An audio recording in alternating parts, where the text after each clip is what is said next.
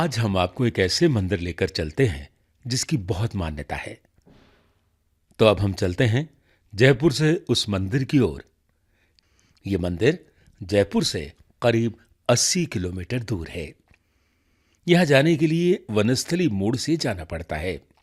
ये मंदिर वनस्थली विद्यापीठ से 9 किलोमीटर की दूरी पर स्थित है। यात्रीगण यहां पर यात्रा लेकर भी जाते हैं। यात्रा गाजे बाजे के साथ जाती है। यात्रीगण नाचते कूदते अपना मनोरंजन करते जाते हैं। यहां पर बड़ी दूर दूर से यात्राएं आती हैं। लो जी, हम पहुंच गए हैं जोधपुरिया गांव। इस गांव को पार करते ही हम उस जगह पर पहुंच जाएंगे जिस मंदिर के बारे में हम जिक्र कर रहे थे। अब हम पहुंच गए हैं देव नारायण जी मंदिर। देव नारायण जी का यह मंदिर निवई तहसील के जोधपुरिया गांव में है। यहां तो मेला भी लगा हुआ है। ये देखिए, यात्रीगण अपनी इच्छा के अनुसार कुछ सामान भी खरीद रहे हैं। वो देखिए कितने सुंदर सुंदर खिलौने।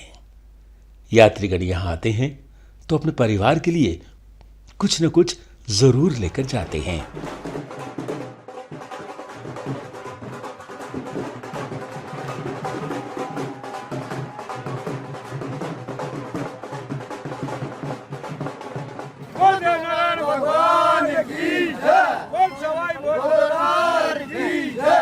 तो अब हम चलते हैं देव नारायण जी मंदिर। मंदिर जाने से पहले आपको बहुत बड़ा गेट दिखाई देगा। इस गेट से जब हम अंदर जाते हैं तो कुछ ही दूरी पर बाईं तरफ सवाई भोज के दर्शन करने को मिलते हैं। वहां क्या मूर्ति बनाई गई है। घोड़े पर सवार सवाई भोज के दर्शन करते ही मन श्रद्धा से भर उठता है।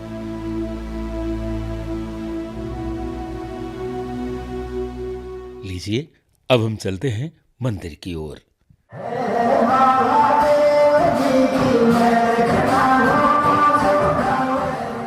ये देखिए, यात्री इस मंदिर में दंडवत करते आ रहे हैं और इनके हाथ में झंडा भी है।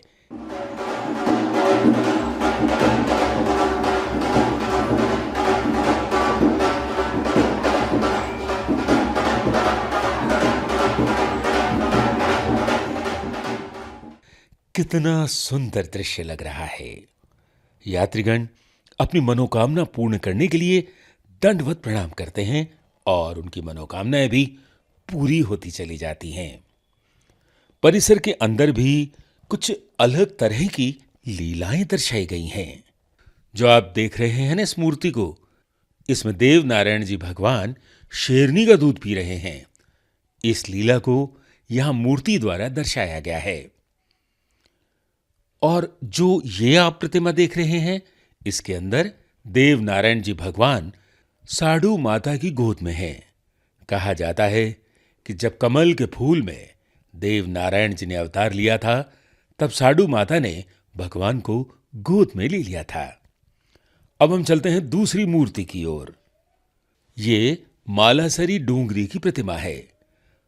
मालासरी डूंगरी वो स्थान है जहां पर देव नारायण जी भगवान ने कमल के फूल से जन्म लिया था।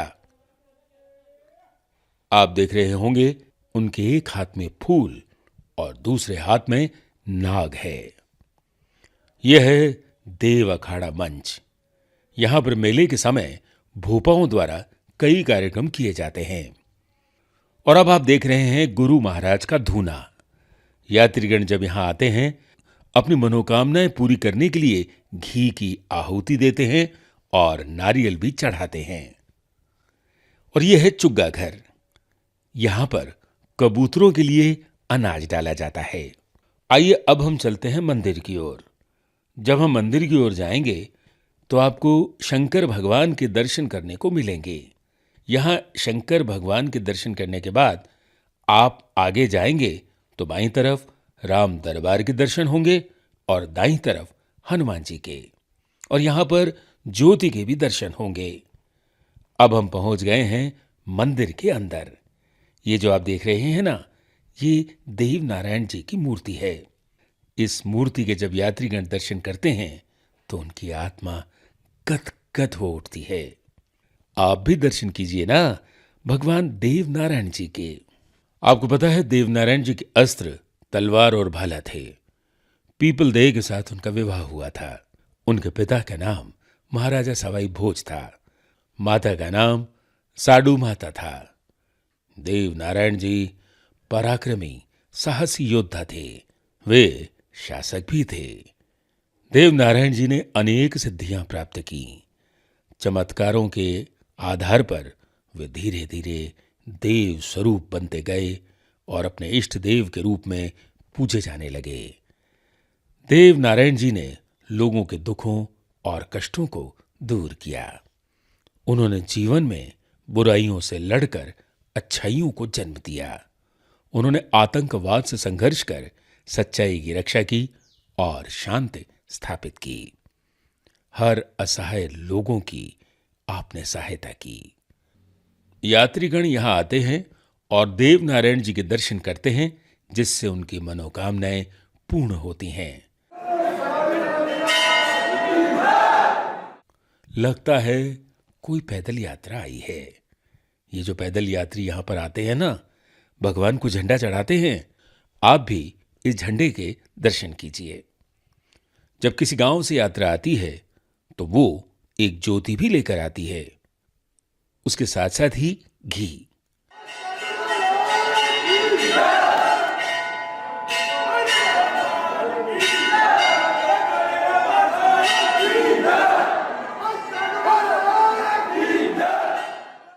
अब देव नारायण जी मंदिर में झंडा चढ़ाया जा रहा है।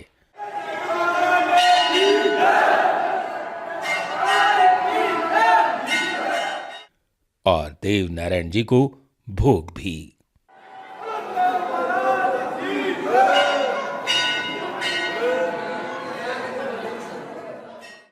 यहां आपको मंदिर में एक अखंड ज्योति के भी दर्शन होते हैं।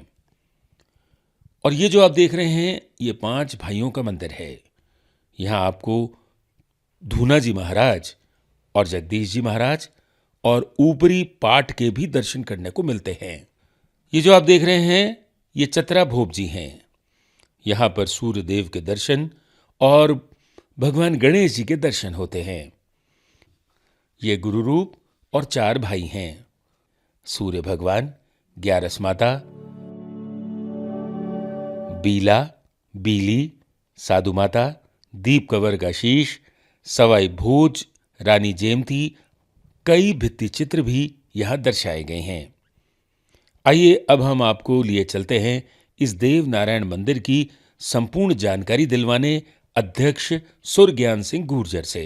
भगवान देव नारायण जी देवधाम जोधपुरिया का मैं संक्षिप्त में आपको इतिहास बताऊं कि यहाँ पर 1735 में भगवान देवनारायण जी अपने आप प्रकट हुए मासी डैम के पेटे में।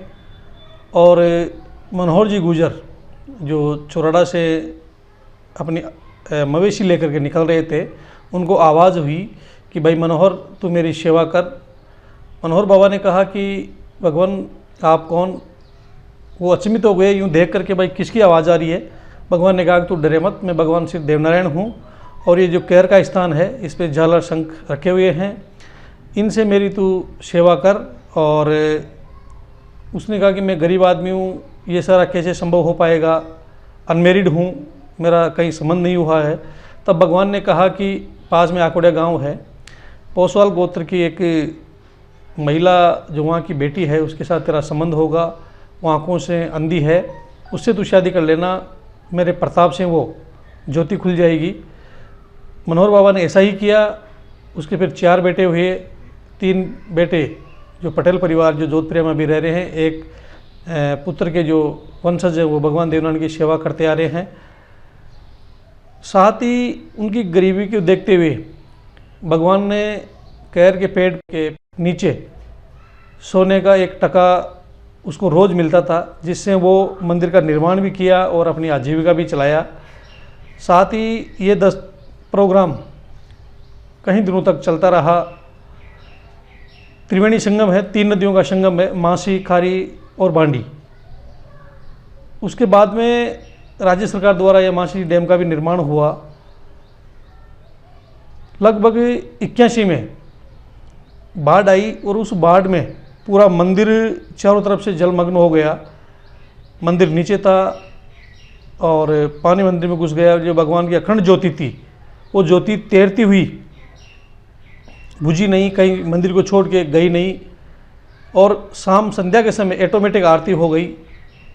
जब पानी का बहाव कम हुआ, डैम टूटा, उसके बाद में लोगों के आसपास के लोग मिलकर के मालपुरा से पंचायत समिति में पड़ता है घासीपुरा, वहाँ से बिला बाबा थे और बिला बाबा ने मिलकर सब लोगों के साथ आसपास के 27-28 गाँव के लोगों ने मिलकर के कुछ पैसा कलेक्शन किया और जो आप अभी जो स्वरूप देख रहे हैं मंदिर का, इसको उन्होंने निर्माण किया। अब हम आपको दिखाते हैं प्राचीन घी भंडार। बताया जाता है कि 40 साल पुराना घी है। यात्रीगण आते हैं और घी के बदले घी देकर जाते हैं, क्योंकि इस घी से आंखों की बीमारी दूर होती है। आप जो ये जोत देख रहे हैं, ये अखंड जोत है। इस जोत के दर्शन करने से श्रद्धालुओं की मनोकामनाएं पूर्ण होती हैं।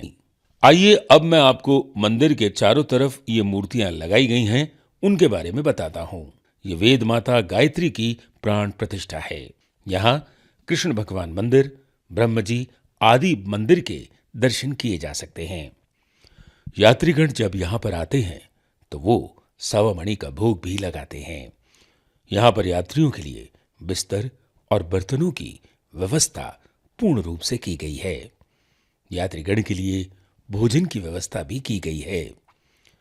जब यात्रीगण यात्रा लेकर आते हैं तो वो यहाँ चूरमा दाल बाटी की रसोई तैयार करते हैं और सभी यात्री प्रसादी प्राप्त करते हैं। आइए मैं अब आपको इस मंदिर के ऊपर लेके चलता हूं। कितना मनोरम दृश्य देखने को मिल रहा है। चारों तरफ लहलहाते देव नारायण जी के झंडे। जो आप ये देख रहे हैं ना, इस मंदिर के पीछे जब यहाँ यात्रीगण आते हैं तो वो यहाँ पर स्नान करते हैं और फिर मंदिर में जाते हैं। कितना मनोरम दृश्य है यहाँ का। जहां तक नजर जाए पानी ही पानी। कहा जाता है कि ये त्रिवेणी संगम है।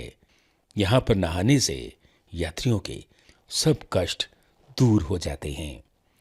जाते जाते एक बात और बताता चलूं, जो ये आप देवनारायण जी की मूर्ति देख रहे हैं ना, यहाँ पर शुक्रवार के दिन सायंकालीन पाती भी रखी जाती है।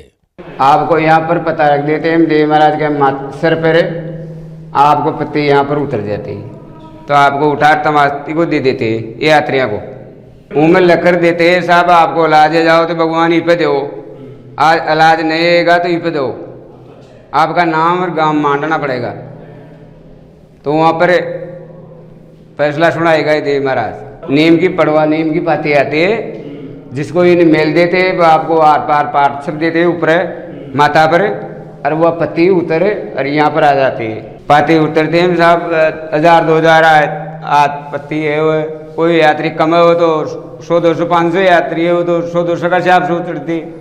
2-5 हज़ार पत्ती रोज की चढ़ती शुक्रवार को शुक्रवार। उन्हें पाती मिलेगी। वो है कि जो देव महाराज की मुर्जी है कि आप भाई मैं राजी हूँ, यो काम जरूर रहेगा, तो यह मोहर दे देगा शायद फूल। तो उन पे मोहर दे दिया तो ये देव महाराज डंडी की कड़गंडी उतर जाओ तो भी पाची न जाओ बात। जिन्हें पाते न दो तो आनो पड़ेगा, कहीं भी चीज मान लो। और अब हम जानते हैं सुरज्ञान सिंह गुर्जर से देव नारायण ट्रस्ट के बारे में। 2001 में समाज ने एक ट्रस्ट का गठन किया। ट्रस्ट बनने के बाद में सर्वप्रथम अध्यक्ष लादू जी उमरवाल बने, वो 2 कार्यकाल रहे। उसके बाद में लादू जी उमरवाल के बाद में केसरलाल जी गुरुजी जो टोंक से हैं वो आप अध्यक्ष रहे। उनके बाद में टोंक से ही राजेंद्र जी गुजर जो अपने देवली उन्नरा से विधायक भी रहे हैं, वो अध्यक्ष रहे हैं। उनके बाद में अभी 2019 में समाज द्वारा सर्वसम्मति से निर्विरोध मुझे दायित्व दिया गया है। तब से मैं आप सबके सहयोग से, भगवान के आशीर्वाद से इसका निर्वहन कर रहा हूँ।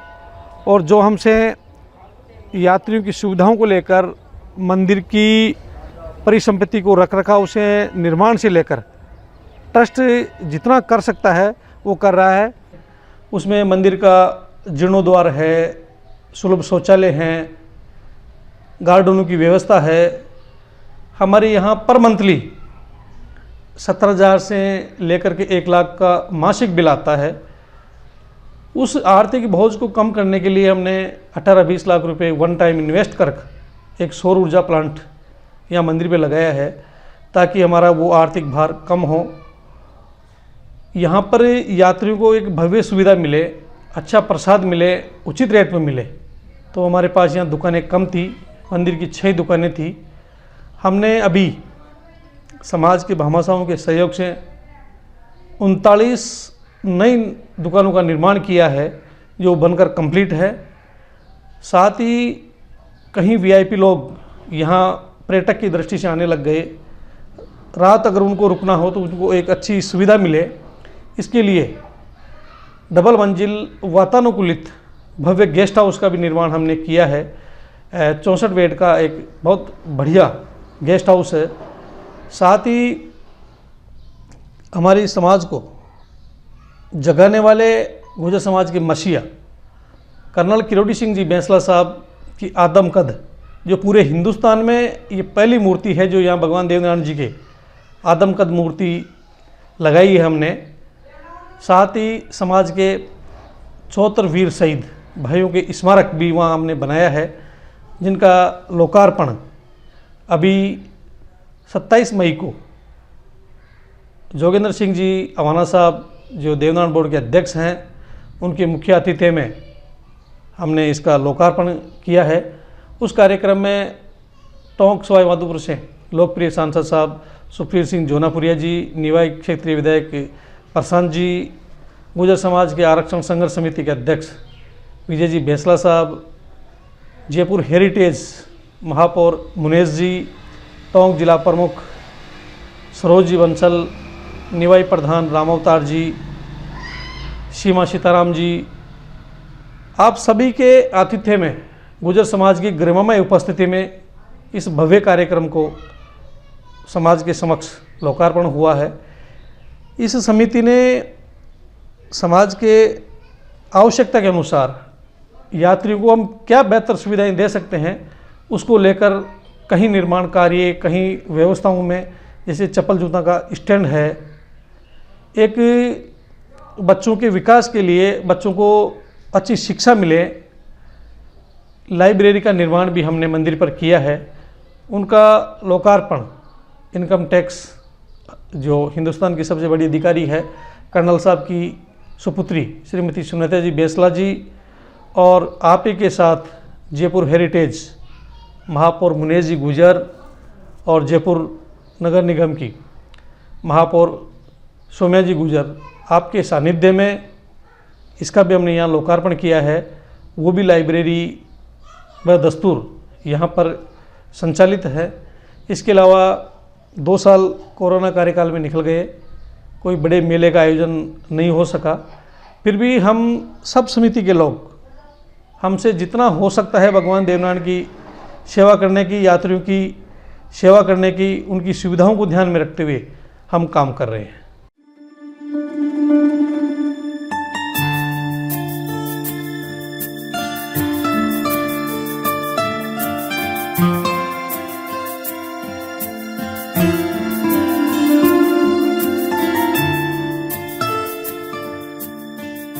आपको हम और भी धार्मिक स्थानों की जानकारी देते रहेंगे। हमारे चैनल शकुंतलम वीडियोस को सब्सक्राइब करिए और लाइक भी।